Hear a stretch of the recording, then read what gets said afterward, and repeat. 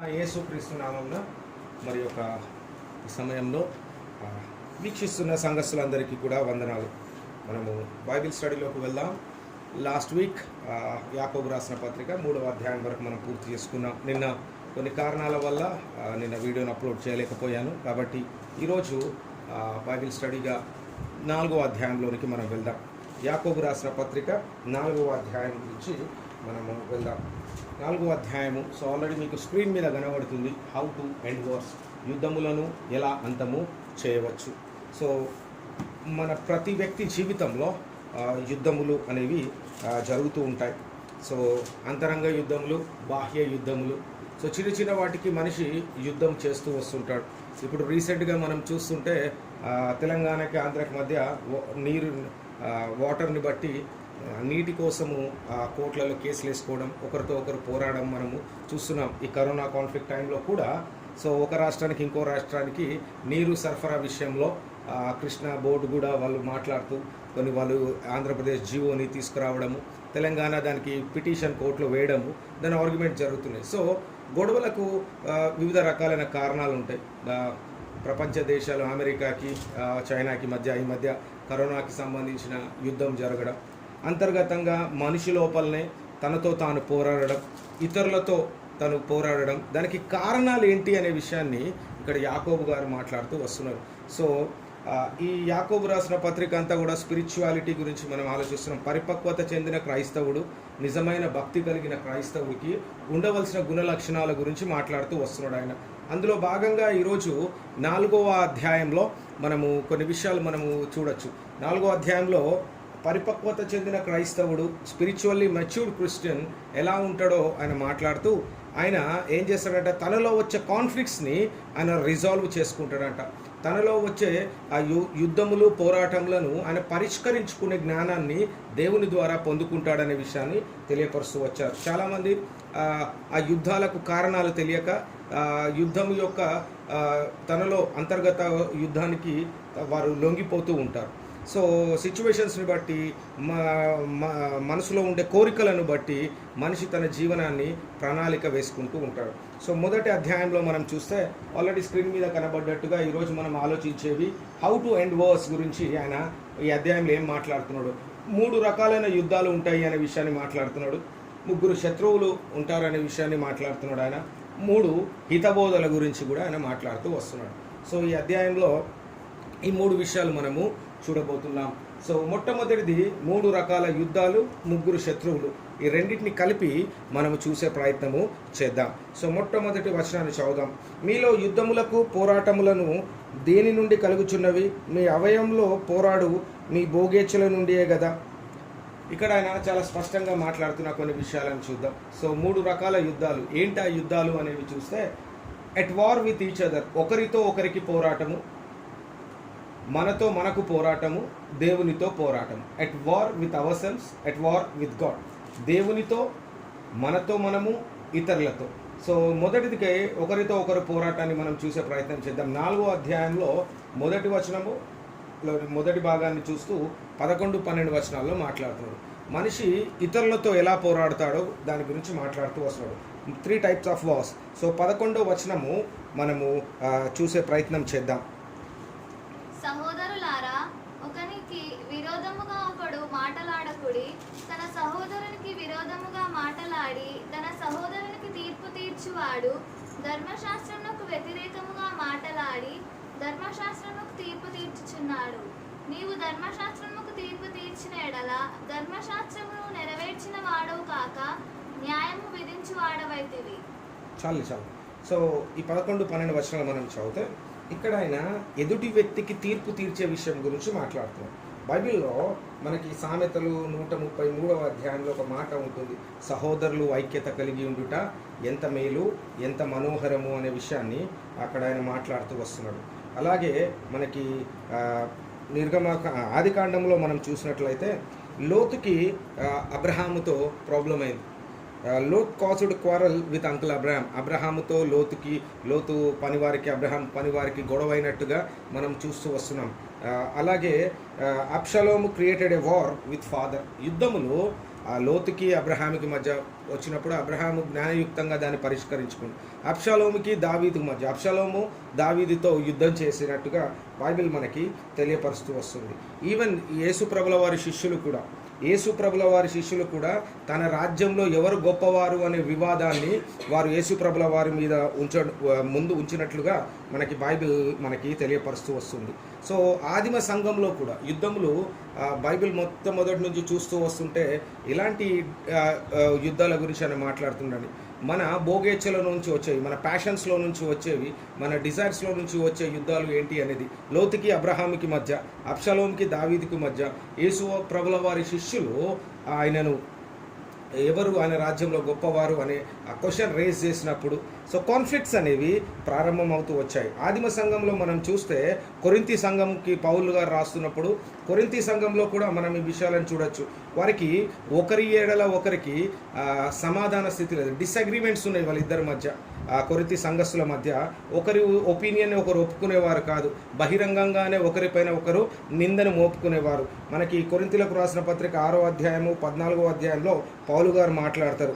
గలతీ సంఘంలో కూడా ఉన్న విషయం ఏంటిదంటే బిట్టింగ్ అండ్ డివోరింగ్ గురించి మాట్లాడతాడు. అంటే ఒకరినొకరు సాడీలు చెప్పుకోవడం, ఒకరి గురించి ఒకరు మాట్లాడుకోవడం గురించి ఇక్కడ పౌలు గారు రాస్తున్నారు. ఇక్కడ పరిశుద్ధుల్లో వివిధ రకాలైన యుద్ధాలు జరుగుతాయి లేదా వివిధ రకాలైన పోరాటాలు జరుగుతాయి అనే విషయాన్ని యాకోబు గారు మాట్లాడుతూ వస్తున్నాడు. 11-12 వచనాలు మనం చూస్తే దాన్ని బేస్ చేసుకొని ఈ అధ్యాయం అంతట్లో, ఈ బుక్ అంతట్లో ఆయన కొన్ని యుద్ధాల గురించి మాట్లాడుతూ వస్తున్నాడు. ఒకరితో ఒకరికి ఉండే యుద్ధం, ఒక విశ్వాసికి పరిశుద్ధులకి మధ్య ఉండే యుద్ధము. ఒకటి ఏంటిదంటే క్లాస్ వార్ అంటే ఏంటిదంటే పరిశుద్ధుల మధ్య ఉండే యుద్ధం ఏంటిదంటే ధనవంతుడు పేదవాడు అనే యుద్ధము జరుగుతూ ఉంటుంది, పోరాటం. సో చర్చ్లలో మనం చూడొచ్చు, సంఘాల్లో విశ్వాసుల మధ్య మనం చూడొచ్చు. ధనవంతులకి, డబ్బున్న వ్యక్తులను ట్రీట్ చేసే విధానం కావచ్చు, పేదవారిని చూసే విధానంలో కావచ్చు, మనకి తేడా కనబడుతుంటుంది. రెండవది ఉద్యోగం, ఎంప్లాయ్మెంట్ వార్ ఉంటుంది, ఉద్యోగము. సో ఉన్నత స్థాయి ఉద్యోగస్తుడికి చిరు ఉద్యోగికి ఉన్న వ్యత్యాసము మనము పరిశుద్ధుల మధ్యలో చూస్తాం. సెయింట్స్ మధ్యలో జరిగే విషయాలు ఇవే, పరిశుద్ధుల మధ్యలో. ఇంకోటి ఏంటిదంటే సంఘంలో జరిగే ఫైట్స్, చర్చ్ ఫైట్స్ మనము చూస్తుంటాం. మనకి యాకోబు గారు ఇవన్నీ మాట్లాడుతున్నాడు. క్లాస్ వార్స్ 2వ అధ్యాయంలో మాట్లాడిండు. ధనవంతుడికి పేదవాడికి మధ్య 2వ అధ్యాయం 1 నుంచి 9 వచనాల వరకు మాట్లాడితే ఎంప్లాయ్మెంట్ వారి గురించి, ఉన్నత స్థాయి ఉద్యోగము, చిరు ఉద్యోగం గురించి 5వ అధ్యాయము 1-6 వచనాల్లో మాట్లాడతాడు. సంఘంలో జరిగే, చర్చ్లో జరిగే ఫైట్స్ గురించి 1వ అధ్యాయం 19వ వచనం 20వ వచనంలో మాట్లాడతాడు. 3వ అధ్యాయం 13 నుంచి 18 వచనాల్లో యాకోబు గారు మాట్లాడుతూ వస్తున్నాడు. చర్చ్లో జరిగే ఫైట్స్ ఏంటిదంటే పొజిషన్ గురించి, సంఘంలో నాకున్న స్థాయి ఏంటి అని, నేను అందరికంటే ఉన్నతమైన స్థాయిలో ఉన్నానా, నా స్థాయి ఏంటి, ప్రెసిడెంట్, సెక్రటరీ, ఇలాంటి పొజిషన్స్ కోసము చాలా పెద్ద చర్చెస్లో, మనం ఫ్రంట్ లైన్ చర్చెస్లో మనము ఇలాంటి కాన్ఫ్లిక్ట్ని మనం చూసొచ్చు. ఎలక్షన్స్ జరుగుతుంటాయి, ఆ ఎలక్షన్స్లో మనిషికి మధ్య లేనిపోని మాటలు, యుద్ధము జరుగుతూ వస్తుంటాయి. ఇంకొకటి ఏంటిదంటే పర్సనల్ వార్ గురించి మాట్లాడుతున్నాం. 4వ అధ్యాయము 11 నుంచి 12 వచనాల వరకు కూడా వ్యక్తిగత పోరాటాల గురించి మాట్లాడుతాం. సో ఈయన 4 రకాలైన పోరాటాలు విశ్వాసుల మధ్య జరుగుతాయి, పరిశుద్ధుల మధ్యలో జరుగుతాయనే విషయాన్ని ఈ 5 అధ్యాయాల్లో రాస్తూ, మొట్టమొదటిది క్లాస్ వార్ అంటే ధనవంతుడు పేదవాడు అనే వ్యత్యాసం. ఎంప్లాయ్మెంట్ వార్, ఉన్నత ఉద్యోగి చిరుద్యోగి అనే పోరాటం. 3వది చర్చ్ ఫైట్స్, చర్చిలో స్థానము, ఉన్నత స్థానము, కింది స్థానాల గురించిన వారు గురించి మాట్లాడుతూ, 4వది పర్సనల్ వార్, వ్యక్తిగతమైన పోరాటం. ఇక్కడ వ్యక్తిగతమైన పోరాటం గురించి ఆయన మాట్లాడుతూ 4వ అధ్యాయము 11, 12 వచనాల్లో ఆయన మాట్లాడుతున్నాడు. ఒకసారి ఆ వచనాన్ని 11వ వచనాన్ని 12వ వచనాన్ని చదువుదాం. సహోదరులారా, ఒకనికి విరోధముగా ఒకడు మాటలాడకొడి, తన సహోదరునికి విరోధంగా మాటలాడి తన సహోదరునికి తీర్పు తీర్చువాడు ధర్మశాస్త్రమునకు వ్యతిరేకంగా మాటలాడి ధర్మశాస్త్రమునకు తీర్పు తీర్చుచున్నాడు. నీవు ధర్మశాస్త్రమునకును తీర్పు తీర్చిన ఎడల ధర్మశాస్త్రమును నెరవేర్చువాడవు కాక న్యాయము విధించువాడవైతివి. ఒక్కడే ధర్మశాస్త్రమును నియమించి న్యాయము విధించువాడు. ఆయనే రక్షించుటకును నశింపజేయుటకును శక్తిమంతుడై ఉన్నాడు. పరులకి తీర్పు తీర్చుటకు నీవెవడవు? రైట్. ఇక్కడ ఆయన మాట్లాడే విషయం ఏంటిది అంటే ఒకరి ఎడల ఒకరు రెండు రకాలుగా యుద్ధాలు. వన్, జడ్జింగ్, తీర్పు తీర్చడము, ఒకరిపైన ఒకరు చెడుగా మాట్లాడడం, ఈవిల్ దుష్ప్రచారము, లేదా చెడుగా మాట్లాడడము, లేదా జలసీగా మాట్లాడడము. ఇంకోటి తీర్పు తీర్చే విషయాన్ని మాట్లాడుతూ వస్తున్నాడు. సో ఈ యుద్ధము ఎవరెవరికి మధ్య జరుగుతున్నది అనే విషయం మీద మాట్లాడుతున్నట్టే ఒక నాయకుడికి మధ్య జరుగుతుంటుంది, ఒక చర్చ్కి ఇంకో చర్చ్కి మధ్య జరుగుతుంటుంది, ఒక సహవాసానికి ఇంకొక సహవాసానికి మధ్య జరుగుతుంటుంది. ఇప్పుడు మనం చూసేది అదే. ఒక చర్చ్ ఒక డినామినేషన్ ఇంకో డినామినేషన్ రాంగ్ అంటుంటుంది, లేదా ఒక ఫెలోషిప్ని ఇంకొక ఫెలోషిప్ క్రిటిసైజ్ చేస్తూ ఉంటుంది. ఒక లీడర్ ఒక నాయకుడు ఇంకొక నాయకుడిని క్రిటిసైజ్ చేస్తూ ఉంటాడు. ఇలాంటి యుద్ధాలు జరుగుతుంటాయి. అందుకే ఏమంటున్నా అంటే నువ్వు ఎవడివి తీర్పు తీర్చడానికి? మనమందరము ఒకే కుటుంబం. పౌలు గారు మాట్లాడినట్టుగా ఒకే కుటుంబము, ఒకే దేవుడు, ఒకే బాప్తీసము మనందరిది, ఒక్కడే ప్రభువు. కాబట్టి మనమందరము ఐక్యతలో ఎదగగలగాలి. So resolve చేసుకోగలగాలి. ఈ సమస్యలను, ఈ కాన్ఫ్లిక్ట్స్ని, ఈ పోరాటాలను మనం పరిష్కరించుకోవాలి అంటే ఖచ్చితంగా దేవుని యొక్క జ్ఞానంతో మనం అది పరిష్కరించుకోగలుగుతాం. సో మొట్టమొదటిది మనం చూస్తే ఒకరితో ఒకరికి పోరాటం గురించి అని మాట్లాడుతున్నాడు. రెండవది మనం చూస్తే ఏ వార్ విత్ అవర్ సెల్స్, మనతో మనకు పోరాటం గురించి అని మాట్లాడుతూ వస్తున్నాడు. మొదటి వచనం నుంచి 3 వచనాల వరకు చూస్తే మనతో మనకి జరిగే పోరాటం గురించి మనం చూసే ప్రయత్నం చేద్దాం. ఒకసారి ఆ వచనాలను చదువుదాం. మీలో యుద్ధములను పోరాటములను దేని నుండి కలుగుచున్నవి? మీ అవయములలో పోరాడు మీ భోగేచ్ఛల నుండి కదా. మీరు ఆశించుచున్నారు గాని మీకు దొరుకుటలేదు. నరహత్య చేయుదురు, మత్సరపడుదురు కానీ సంపాదించుకొనలేరు. పోట్లాడుదురు, యుద్ధము చేయుదురు కానీ దేవుని అడుగునందున మీకేమీ దొరకదు. మీరడిగినను మీ భోగముల నిమిత్తము వినియోగించుటకై దురుద్దేశంతో అడుగుదురు కనుక మీకేమీ దొరుకుటలేదు. రైట్. ఇక్కడ మనం బైబిల్లో కొన్ని విషయాలు మనము చూడొచ్చు. అసలు మనలో యుద్ధాలు పోరాటాలకి కారణం ఏంటో అని మాట్లాడుతాం. ఏంటంటే మన డిజైర్స్, మన కోరికలు. భోగేచ్ఛలు అనే వర్డ్ని యూజ్ చేసాం. సో ఇంగ్లీష్లో డిజైర్ అనే వర్డ్ ఉంటుంది, భోగేచ్ఛలను బట్టి. సో భోగేచ్ఛలు ఏంటి అంటే మనము బైబిల్లో మనము చూసే ప్రయత్నం చేద్దాం. కొన్ని ఎగ్జాంపుల్స్ మనం చూద్దాం. ఈ భోగేచ్ఛలకు మెయిన్ కారణం ఏంటిదంటే ద ఎసెన్స్ ఆఫ్ సెల్ఫిష్నెస్, స్వార్థపూరితం. తన గురించి తాను ఆలోచించుకున్నప్పుడే, దేవుడి చిత్తాన్ని కాకుండా, దేవుడు చెప్పిన విధాన్ని కాకుండా మనిషి ఎప్పుడైతే స్వార్థపూరితంగా ఆలోచించడం ప్రారంభిస్తాడో అప్పుడే తన జీవితంలో పోరాటములు, యుద్ధములు అనేవి ప్రారంభమవుతాయి. ఉదాహరణకి అవ్వ గురించి మనకు తెలుసు. అవ్వ దేవుడు చెప్పిన పనిని, దేవుడు తినవద్దన్న పనిని తినడానికి గల కారణం ఏంటంటే భోగేచ్ఛలు.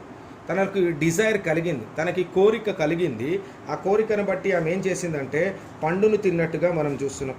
So she wanted to eat the tree because voice like దేవునిలాగా ఆమె ఏమంటారంట జ్ఞానం పొందుకోవాలనే విషయము ఆమె ఆ డిజైర్ ఆమెలో కలిగింది. దేవదూతలాగా కనబడతాననే డిజైర్ కనబడ్డది. దేవునితో సమానంగా ఉండాలనే ఆ డిజైర్ ఆమెలో కనబడింది. అబ్రహాం విషయంలో కూడా మనం చూడొచ్చు. తన భార్య అయిన శారా విషయంలో అబ్రహాము అబద్ధం చెప్పాడు. భార్యను చెల్లెగా చెప్పడము మనము చూస్తూ వచ్చాం. సో ఆయన తన ప్రాణాన్ని కాపాడుకోవడానికి, తను ఎక్కడ చచ్చిపోతానేమో అని తన ప్రాణాన్ని కాపాడుకోవడానికి సెల్ఫిష్గా, స్వార్థపూరితంగా ఆలోచించినట్లుగా మనం చూస్తాం. ఆకాను గురించి కూడా మనకు తెలుసు. ఇశ్రాయేలీలు ఓడిపోవడానికి గల కారణం ఎవరు అంటే ఆకాను. ఏం చేసిందంటే నిషేధింపబడిన ధనాన్ని ఆయన లూటీ చేస్తున్నట్లుగా, ఏదో తాకొద్దు తీసుకోవద్దు అన్న దాన్ని ఆయన తాకినట్టుగా he looted it. So that's why Israelite had been defeated in the war. So అలాగే మనం ఇంకా కొన్ని విషయాలను చూస్తే కొన్ని often we veil our religious wars, మతపరమైన గొడవలను, యుద్ధాలను కూడా మనం చూడొచ్చు. మిరియాము, అహరోను కూడా అబ్రహాము మీద కంప్లైంట్ చేసినట్టుగా మనము చూస్తుంటాం. మోషే మీద కంప్లైంట్ చేసినట్లుగా మనము చూస్తుంటాం. సో వాళ్ళు మోషే మీద ఎన్వియస్ అంటే జెలసీ, ఈర్ష్యపడ్డట్టుగా కొన్ని సందర్భాల్లో మనకి కనబడుతూ వస్తూ ఉంటాయి. నా సంఖ్యాకాండము 12వ అధ్యాయం చదివితే మనకు ఆ విషయాలు మనము చూడొచ్చు. సో మనకి యోహాను, యాకోబుల విషయంలో కూడా చూసుకోవచ్చు. యేసుప్రభుల వారు రాజ్యంతో వచ్చినప్పుడు కుడివైపున ఎడం వైపున కూర్చోవాలనే సెల్ఫిష్ డిజైర్స్. ఇవన్నీ ఉదాహరణలు నేను ఎందుకు చెప్తున్నాను అంటే మనిషిలో ఎప్పుడు పోరాటము ప్రారంభం అవుతుంది అంటే స్వార్థంగా ఆలోచించినప్పుడు, కేవలము తన గురించి ఆలోచించినప్పుడు. సో ఎప్పుడైతే మన గురించి మనం ఆలోచిస్తామో, సెల్ఫిష్గా ఆలోచించడం ప్రారంభిస్తామో, మనిషిలో పోరాటము స్టార్ట్ అవుతుంది. ఒక విషయం చూసుకోండి, అబద్ధం ఎప్పుడు ఒంటరిగా ఉండదు, సత్యమే ఎప్పుడు ఒంటరిగా ఉంటుంది. అబద్ధము ఎప్పుడు కూడా జతగా ఉంటుంది, దానికి తోడు కావాలా. ఒక మాట అబద్ధము చెప్తే అబద్ధాన్ని నిర్ధారించడానికి ఇంకా కొన్ని అబద్ధాలు చెప్పాలి, కానీ సత్యము ఎప్పుడు కూడా ఒంటరిగానే ఉంటుంది. సో అబద్ధము చెప్పే వ్యక్తి ఒక అబద్ధంతో అయిపోతుంది, ఆ అబద్ధాన్ని రుజువుపరచుకోవడానికి అనేకమైన అబద్ధాలు చెప్పాల్సి వస్తుంది. సో సత్యాన్ని వెంబడించగలిగినప్పుడు స్వార్థము మనలో ఉండదు. When we follow the way of the Jesus Christ, యేసు ప్రభుల వారి మార్గంలో, సత్య మార్గంలో ఉన్నప్పుడు స్వార్థాన్ని మనము జయించగలుగుతాం. కాబట్టి ఇలాంటి సెల్ఫిష్ డిజైర్స్ మనలో ఉండవు. ఈ స్వార్థపూరితమైన కోరిక, సెల్ఫిష్నెస్, స్వార్థము, మనలో ఉన్న స్వార్థమే, మనలో ఉన్న భోగేచ్ఛలే మనని ఏం తీస్తాయంట, మనలో గొడవలకు కారణం అంటున్నాడు. అది ఎక్కడికి తీసుకెళ్తుంది అని నేను మాట్లాడుతున్నట్టే 2వ వచనంలో రాంగ్ యాక్షన్స్కి తీసుకెళ్తుంది అంటున్నాడు. రాంగ్ యాక్షన్స్ అంటే తప్పుడు పనులు చేయడానికి అది మార్గం చూపిస్తుంది. ఎప్పుడైతే నేను స్వార్థంగా ఆలోచిస్తుంటానో నాలో పోరాటం ప్రారంభం అవుతుంది. ఆ పోరాటం ఎక్కడికి తీసుకెళ్తుందంటే స్వార్థపరమైన లేదా చెడు క్రియలు చేయడానికి తీసుకెళ్తుంది. అందుకే ఆయన ఏమంటుండు, మీరు నరహత్య చేయుదురు అంటున్నారు. సో నా స్వార్థాన్ని, నాకు కావాల్సింది నేను పొందుకోవడానికి మనిషి ఏ స్థాయి కన్నా వెళ్ళొచ్చు అనేది మనం చూస్తూ ఉంటాం. చాలాసార్లు ఈ డైలాగ్ మనం వింటాం, నాకు కావాల్సింది పొందుకోవడానికి నేను ఏమన్నా చేస్తా, నేను ఎక్కడి దాకా అయినా వెళ్తా, నాకు కావాల్సింది పొందుకోవడానికి. సో ఇది ఎక్కడికి తీసుకెళ్తుంది అని చెప్తున్నాడు ఆయన, రాంగ్ యాక్షన్స్కి తీసుకెళ్తుంది. సో సెల్ఫిష్నెస్, స్వార్థము మనిషిలో ఎక్కడికి తీసుకెళ్తుంది అంట, పోరాటానికి కారణము. ఆ పోరాటము మనిషిని ఎక్కడికి తీసుకెళ్తుందో అంటే ఖచ్చితంగా కూడా రాంగ్ యాక్షన్స్కి తీసుకెళ్తుంది అనే విషయాన్ని మాట్లాడుతుంది. 2వ వచనంలో మనం చూస్తే రాంగ్ యాక్షన్స్ ఉంటుంది, రాంగ్ ప్రేయింగ్ ఉంటుంది. ఫస్ట్ ఎటు వెళ్తుందంట, రాంగ్ యాక్షన్ అంటే 2వ వచనం చదువు. మీరు ఆశించుచున్నారు కానీ మీకు దొరకటలేదు, నరహత్య చేయుదురు. ఆశించుచున్నారు కానీ ఏమైందంట, మీకు దొరకట్లేదు. నరహత్య చేయుదురు, మత్సరపడుదురు కానీ సంపాదించుకొనలేరు. పోట్లాడుదురు, యుద్ధము చేయుదురు కానీ దేవుని అడుగునందున మీకేమీ దొరకదు. రైట్. 2వ వచనంలో రాంగ్ యాక్షన్స్ చెప్తున్నాడు. 3వ వచనంలో ఏం చెప్తున్నాడు తెలుసా, రాంగ్ ప్రేయింగ్ గురించి మాట్లాడు. సెల్ఫిష్నెస్, స్వార్థము ఉంటే 2 రకాలైన ప్రాబ్లం వస్తుంది. ఒకటి మన క్రియలు చెడు క్రియలు అవుతాయి. రెండవది మన ప్రార్థన కూడా రాంగ్ ప్రేయర్ అవుతుంది. మనం అందుకే చాలామందికి నేను పదే చర్చ్లో ఈ మాట చెప్తూ వస్తుంటా, ప్రార్థన జాగ్రత్తగా చేయాలి. ప్రార్థన చేసేటప్పుడు నా పదాలను, నేను ఏ విషయంలో ప్రార్థిస్తున్నానో జాగ్రత్తగా ప్రార్థన చేయాలి. చాలామంది ప్రార్థన రాంగ్ ఇంటెన్షన్స్ ఉంటాయి, స్వార్థం, వారి గురించే ప్రార్థించుకుంటారు. వారి కుటుంబము, వారి ఆరోగ్యము, వారి ఐశ్వర్యము, వారికి కావాల్సిన ప్రతిదీ, వారి వ్యాపారము, వారి పిల్లలు, వాళ్ళ పిల్లల భవిష్యత్తు, వీటి గురించి. ఇదేమంటున్నాడు తెలుసా, రాంగ్ డిజైర్స్ అంటుండు. ఇది సెల్ఫిష్. వాటి గురించి చేయొద్దు అనట్లేదు, కానీ వాటి గురించి కొద్దిగా మాత్రమే చేయగలగాలి. మిగతావి చాలా విషయాలు ఉన్నాయి, మిగతా ఈ ప్రార్థించవలసిన అంశాలు చాలా ఉన్నాయి. కాబట్టి వాటి వైపు ఎక్కువ కాన్సన్ట్రేట్ మనము చేయాలి. సో ఇక్కడ ఆయన మాట్లాడుతున్న విషయాలను మనము చూస్తే కొన్ని విషయాలు మనం చూద్దాం. కొవర్టీనెస్ గురించి కూడా మాట్లాడుతున్నాడు ఆయన. సో నరహత్య చేయుదురు, వ్యభిచరించుదురు అనే విషయం 10 ఆజ్ఞల్లో కూడా ఆయన మాట్లాడిన ఒక ఆజ్ఞ కూడా మనకి తెలుస్తుంది. వ్యభిచారము అంటే ఇక్కడ ఏంటి అంటే శారీరకంగా చేసేది కాదు, కానీ ఇక్కడ మాట్లాడే విషయం ఏంటిదంటే covetousness can make a person murder, tell lies, dishonour his parents, commit adultery and in one way or other violate all the God's moral law. దేవుని ప్రతి ఒక్క నైతిక విలువలను అదేం చేస్తుందంట, కొవర్టీనెస్ తీసివేస్తుంది అనే విషయాన్ని మాట్లాడుతుంది. సో అడల్టరియస్ అని మాట్లాడుతుంది కదా, వ్యభిచారం. ఇదొక్కటే ఏం చేస్తుందంటే మిగతా దేవుని ఆజ్ఞలన్నీ కూడా మీరడానికి కారణమవుతుంది. చాలామంది ఇప్పుడున్న ఆధునిక ప్రపంచంలో దీని గురించి పెద్దగా ఆలోచించరు. సో పెద్దగా దాని గురించి కాన్సన్ట్రేట్ చేయరు. కానీ ఒక్క ఆజ్ఞ వల్ల, ఒక్క రాంగ్ మిస్టేక్ వల్ల నువ్వు ఆజ్ఞలన్నీ కూడా మీరుతున్నావు అనే విషయాన్ని మనం జ్ఞాపకము చేసుకోగలగాలి. మూడవ యుద్ధంలోకి మనం వెళ్దాం. సో దేవునితో పోరాటము. సో 3 రకాల యుద్ధాల గురించి మాట్లాడుతున్నాడు ఆయన. ఒకరితో ఒకరికి పోరాటము, మనకు పోరాటము, మూడవది దేవునితో పోరాటం. ఈ దేవునితో పోరాటంలోనే 3 రకాలైన శత్రువుల గురించి ఆయన మాట్లాడుతూ వస్తుంటాడు. మనందరికీ తెలిసిన విషయమే. సో ఏంటిది, the world, the flesh and the devil. లోకము, సాతాను మరియు మన శరీరము అనేది బాడీ కాదు. ఇక్కడ ఈయన మాట్లాడేది ఫ్లెష్ గురించి ఇంగ్లీష్లో ఫ్లెష్ అనే బాడీ ఉంటుంది, బాడీ ఉండదు. తెలుగులో ఫ్లెష్కి బాడీని మనము శరీరము అని అంటాం. సో 4వ వచనంలో నుంచి 10 వచనాల వరకు కూడా ఆయన మాట్లాడే విషయం ఏంటి అంటే దేవునితో పోరాటం గురించి మాట్లాడుతున్నాడు. వ్యభిచారిణులారా, ఈ లోక స్నేహము దేవునితో వైరమని మీరు ఎరుగరా? కాబట్టి ఎవడు ఈ లోకంతో స్నేహము చేయగోరునో వాడు దేవునికి శత్రువగును. ఆయన మన యందు నివసింపజేసిన ఆత్మ మత్సరపడినంతగా అపేక్షించునా అను లేఖనము చెప్పునది వ్యర్థమని అనుకొనుచున్నారా? కాదు కానీ. సో రైట్, మనము చూసే ప్రయత్నం చేద్దాం. సో ద రూట్ కాజ్ ఏంటిది అంటే, దేవునితో యుద్ధము చేయడానికి ఈ రూట్ కాజ్ ఏంటిది అంటే, ఎవ్రీ వార్కి ఇంటర్నల్ అండ్ ఎక్స్టర్నల్, అంతరంగంగా బాహ్యంగా దేవునికి విరోధంగా ప్రవర్తించడమే దేవునితో యుద్ధము చేయడం. దేవునితో యుద్ధం చేయడం అంటే పోయి దేవునితో పోరాడడం అని కాదు. దేవుని మాటకు అవిధేయత చూపించడం, దేవుడు చెప్పిన విధంగా కాకుండా మనిష్టానుసారంగా జీవితాన్ని కట్టుకోవడం. అందుకే ఏమంటున్నాడు అంటే 3 రకాలైన శత్రువులు మనిషికి ఉంటాయని బైబిల్ చెప్తూ వస్తుంది. అందులో ఇక్కడ ఒకటే మెన్షన్ చేస్తూ వచ్చిండు ఆయన. ప్రపంచము అనే విషయం మాట్లాడుతున్నాడు, లోకము అనే విషయాన్ని మాట్లాడుతున్నాడు, ఇక్కడ వరల్డ్ అనే విషయం మాట్లాడుతున్నాడు. ఇక్కడ వరల్డ్ అనే మాట్లాడేది ఏంటిదంటే సొసైటీ అపార్ట్ ఫ్రమ్ గాడ్, దేవుడు తెలియని ప్రపంచము అనే విషయం మాట్లాడుతుంది. అంటే యేసు ప్రభుల వారు తెలియని వ్యక్తులను చూసి క్రైస్తవులు ప్రభావితులు కావద్దు అనేది ఇక్కడ మాట్లాడుతున్న విషయం. 100% మంది క్రైస్తవులు బైబిల్లో ఉన్న దానికంటే కూడా క్రైస్తవేతరుల పద్ధతులను, క్రైస్తవేతరుల జీవన విధానాన్ని, క్రైస్తవేతరులు అనుసరించే మార్గాలను, లేదా వారు జీవనానికి వారు అప్లై చేసుకునే ప్రతిదీ కూడా అప్లై చేసుకోవడానికి ఇష్టపడతారు. వారు ఏమంటున్నారు తెలుసా? ఎవరితో పోరాడుతున్నారంట అట్లాంటి వారు? దేవునితో పోరాడుతున్నారంట. ఇది పెద్ద మాట. లోకము దేవునికి శత్రువు. దేవుని శత్రువుతో నువ్వు స్నేహితుడు అయితే దేవునికి ఏమైతావు? ఆటోమేటిక్గా విరోధి అవుతావు. ఆ విషయం మర్చిపోతారు, బైబిల్ చదువుతారు, ప్రార్థన చేస్తారు. ఇంకా దేవుడు వారి ప్రార్థన వింటున్నాడు అనుకుంటాడు. దేవుడు తన కృపను అందరిపైన చూపిస్తాడు. ఆ విషయాన్ని గుర్తుపెట్టుకుందాం.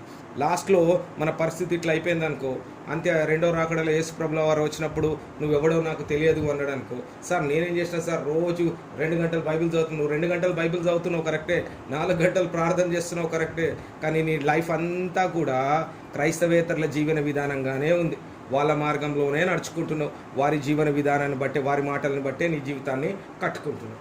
సో వాక్యానుసారంగా కాదు, పరిస్థితులను బట్టి వాళ్ళు అలా చేస్తున్నారు, వీళ్ళు ఇలా చేస్తున్నారు అని నడుచుకోవడం. అందుకే ఇక్కడ ఆయన మాట్లాడుతున్న విషయం అది. సో ఇక్కడ కొన్ని విషయాలు మనము చూసే ప్రయత్నం చేద్దాం. The whole system of thing in the సొసైటీలో ఉన్న ప్రతిదీ కూడా ఏంటిదో తెలుసా? క్రీస్తు లేని సొసైటీ యాంటీ క్రైస్ట్ అంటారు. అంత్య క్రీస్తు, anti Christ as well as ఇంకా మనం చూస్తే ఇక్కడ మనము బైబిల్లో చూడొచ్చు. మనం ఆలోచిస్తూ వచ్చాం. అబ్రహాము దేవునికి స్నేహితుడు, లోతు లోకానికి స్నేహితుడు. మనం ఈ 2 వ్యత్యాసాలు చూడొచ్చు. అబ్రహాముకి లోతుకి మధ్య జరిగింది. అబ్రహాముకి దేవుడికి స్నేహితుడు అయ్యాడు కాబట్టి అబ్రహాము జీవితంలో కొంత నెమ్మదిని మనము చూడొచ్చు, సమాధాన స్థితిని మనము చూడొచ్చు. లోతు జీవితంలో మొత్తము పోరాటమే కనబడుతూ వస్తుంటుంది, పోరాటమే. సో ఈ లోకముతో క్రైస్తవుడు ఒకవేళ గ్రాడ్యువల్లీ స్నేహం చేస్తే దాని రిజల్ట్ ఏమవుతుందో తెలుసా? లోకముతో పాటు కూడా ఆయన ఏమవుతాడంట? Spotted by the word, so that the areas our life need to be approval by the word. Friendship leads to involving the word. ఈయన యోహాను రాసిన పత్రిక మొదటి యోహాను 2వ అధ్యాయం 15 నుంచి 17 వచనాల వరకు గాను, రోమిలకు రాసిన పత్రిక 12వ అధ్యాయం 2వ వచనంలోను, యాకోబు రాసిన పత్రిక 1వ అధ్యాయం 27వ వచనంలోను ఆయన మాట్లాడే విషయం ఏంటిదంటే, లోకముతో స్నేహం చేసిన వాడిని లోకముతోనే గుర్తుపెడతారు.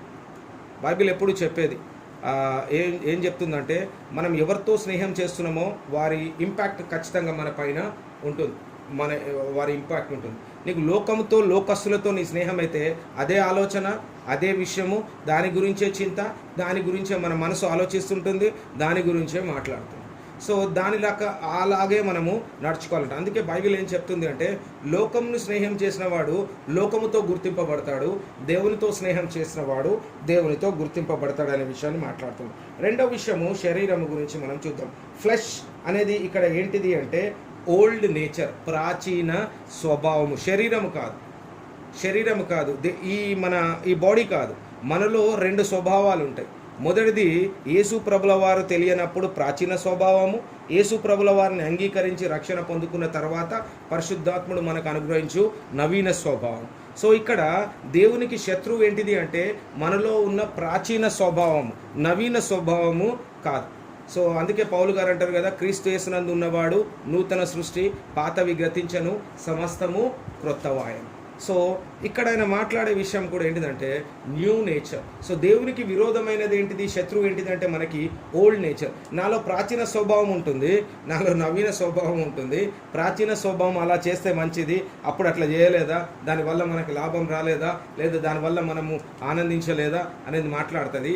నవీన స్వభావం ఒకప్పుడు అది క్రీస్తు తెలియనప్పుడు జరిగిన విషయము, కాబట్టి ఇప్పుడు నువ్వు పాతవన్నీ విడిచిపెట్టాలి. అవన్నీ నా జీవితంలో నుంచి నేను డిలీట్ చేసి క్రీస్తు యేసు ప్రభుల వారు చెప్పిన విధంగా నడుచుకోగలగాలి. సో ఎప్పుడైతే మనము అది చేయలేకపోతామో, సో సింపుల్గా చెప్పాలంటే ప్రాచీన స్వభావం పోయి నవీన స్వభావంలో ఉండాలంటే ఆత్మ ద్వారా నడిపింపబడాలి, దేవుని యొక్క వాక్యము ద్వారా మనము నడిపింపబడాలి, దేవుని చిత్తానికి మనని మనము సమర్పించుకోగలగాలి. సో సమయం అవుతుంది కాబట్టి ఫాస్ట్గా వెళ్తా.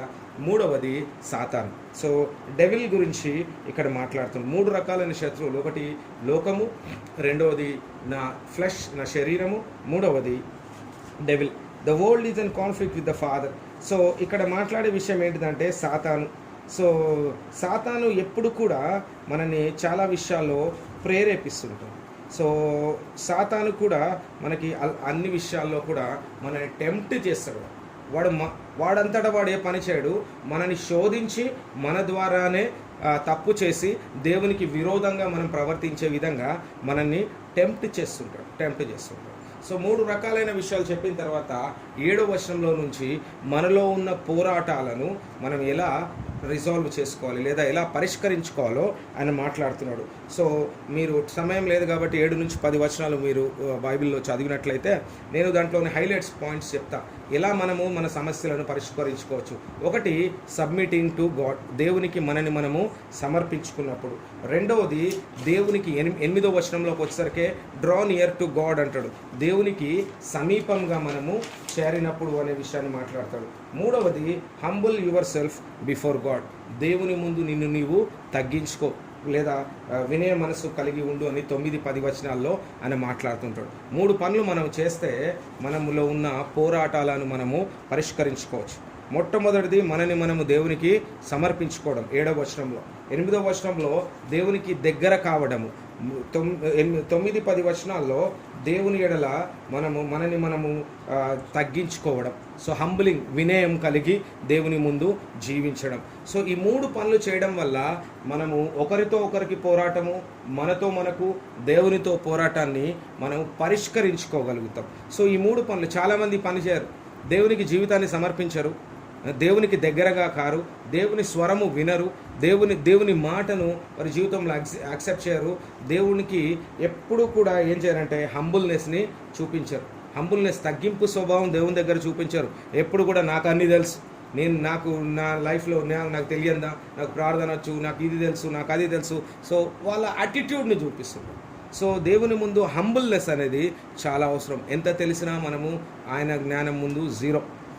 ఎంత మనకి ఎన్ని విషయాలు తెలుసుకున్న ఒక వ్యక్తి లోకంలో ఉన్న సమస్త జ్ఞానాన్ని లేదా అన్ని విషయాల్లో ఉన్నా కానీ దేవుని దగ్గరకు వచ్చేసరికి ఆయన జీరో. కాబట్టి మనము ఆ విషయంలో మనము ముందుకు వెళ్దాం. చివరిగా ఒక లాస్ట్ పార్ట్ 13 నుంచి 17 వచనాల వరకు మనం ఫాస్ట్గా చూసుకొని ముగించుకుందాం. 3 యాటిట్యూడ్స్ గురించి మాట్లాడతాడు. సో స్టార్టింగ్లో చెప్పినట్టుగా అడామినేషన్స్, హితబోధలు, 3 హితబోధలు ఆయన చేస్తూ వచ్చాడు. సో 3 హితబోధలు ఏంటి? 3 attitudes towards the will of God. దేవుని చిత్తం ఎడల మనిషి 3 రకాలైన వైఖరులు చూపిస్తాడంట. మొట్టమొదటి ఏంటంటే దేవుని చిత్తాన్ని ఇగ్నోర్ చేస్తాడు. ఆయన దేవుని చిత్తాన్ని నిర్లక్ష్యం చేస్తాడు. అసలు దేవుడు ఏం చెప్తున్నాడు, దేవుడు నా జీవితం నుంచి ఏం కోరుకుంటుండు అదేం ఆలోచించాడు. వాడి జీవిత గమ్యం ఏమనుకుంటాడో తెలుసా? గుడికి వెళ్తున్నానా, ప్రార్థన చేసుకుంటున్నానా, బైబిల్ చదువుకుంటున్నానా, ఇదే దేవుని చిత్తం అనుకొని బతికేస్తుంటాడు. అట్లాంటి వాడు మొదటి రకమైన వ్యక్తి. వాళ్ళు ఏం చేస్తుంటారో తెలుసా? ఇగ్నోరింగ్, నిర్లక్ష్యము చేస్తారంట దేవుని చిత్తాన్ని. 13వ వచనము 14వ వచనం చదువుదాం మనం. నేనైనను రేపైనను ఒకానొక పట్టణమునకు వెళ్ళి అక్కడ 1 సంవత్సరం ఉండి వ్యాపారము చేసి లాభము సంపాదించము రండని చెప్పుకుని వారులారా, రేపేమి సంభవించునో మీకు తెలియదు.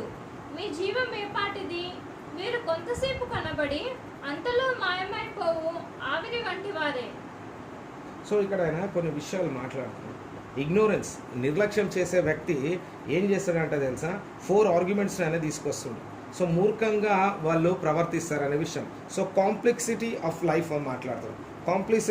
కాంప్లెక్సిటీ ఆఫ్ ద లైఫ్లో ఏం చేస్తారు అంటే ఇది టుడే టుమారో ఈరోజు రేపటి గురించి ఆలోచిస్తుంటారు. అందుకే 13వ వచనంలో ఏం మాట్లాడుతుందంటే ఏమి కొందుమా, ఏమి అమ్ముదుమా, ఏది లాభం పొందుకుందామా, అక్కడికి వెళ్ళి వ్యాపారం చేద్దామా, మనం ఏం చేస్తే మనకి లాభం వస్తుంది, మనకి ఏం చేస్తే డబ్బు వస్తుంది, ఎట్లా మనం డబ్బు గ్యాదర్ చేసుకోవాలా, నా అవసరతల కోసం నేను ఎట్లా డబ్బు పోగేసుకోవాలా, ఈ విషయాలు ఆలోచిస్తారంట. దీన్నే కాంప్లెక్సిటీ ఆఫ్ లైఫ్ అనే విషయాన్ని మాట్లాడుతారు. ఇది ఎవరు చేస్తారంట? దేవుని చిత్తాన్ని పట్టించుకోని వ్యక్తి. దేవుని చిత్తం అసలు దేవుడు ఏంటి, నన్ను అసలు ఈ పని చేయమంటున్నాడా, ఇది నేను చేయదగిందా, ఒక విశ్వాసిగా నేను ఇంత తప్పుడు పని చేయొచ్చా, ఒక విశ్వాసిగా అన్యాయంగా నాకు కాని దాన్ని నేను ఆర్జించవచ్చా, దాని గురించి కూడా ప్రార్థన చేస్తాం. మళ్ళీ అది నాకు కావాలా అని. సో చాలా విచిత్రమైనది. అదేమంటుండంటే ఇగ్నోరింగ్. సో దేవుని చిత్తాన్ని నిర్లక్ష్యం చేయడం ఒకటి. సో 14వ వచనంలోకి వచ్చేసరికి ఏమంటుండంటే అన్సర్టనిటీ ఆఫ్ లైఫ్. ఏమంటుండంటే జీవితానికి అన్సర్టనిటీ, అది ఎప్పుడు ఉంటుందో ఎప్పుడు పోతుందో తెలియదు. సో 14వ వచనంలో చదివితే ఆయన మాట్లాడుతుంటాడు. సో రేపు ఏం జరుగుతుందో తెలియదు, మీకు తెలియదు, మీ జీవం ఏపాటిది, మీరు కొంతసేపు కనబడి అంతలో మాయమైపోవు ఆవిరి వంటి వారే.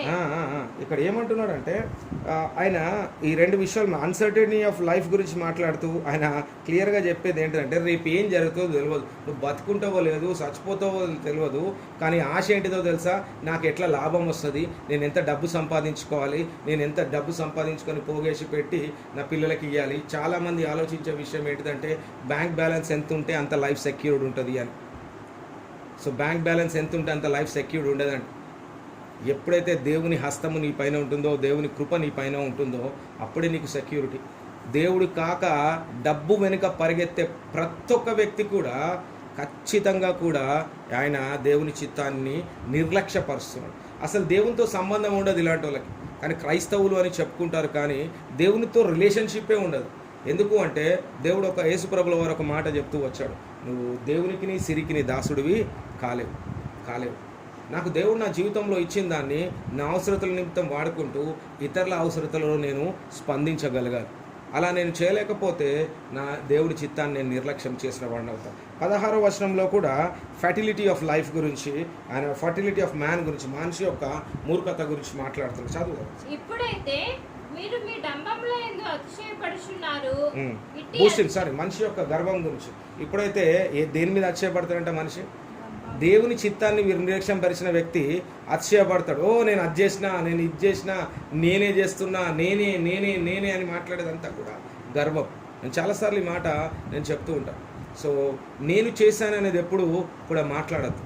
సో ఇది నా పని కాబట్టి, అది నా వల్ల ఇది జరగాలి కాబట్టి దేవుడు నా ద్వారా ఈ పనిని జరిపించుకున్న, అంతేకాని నేను చేశాను అనుకునే వ్యక్తి దేవుని చిత్తాన్ని విరోధంగా నిర్లక్ష్యపరిచినట్లు.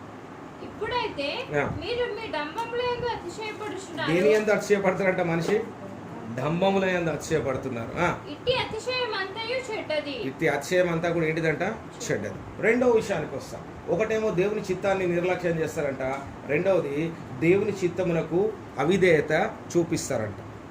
దేవుని చిత్తానికి అవిధేయత చూపిస్తారంట. సో 17వ వచనాన్ని మనం ఒకసారి చదువుదాం.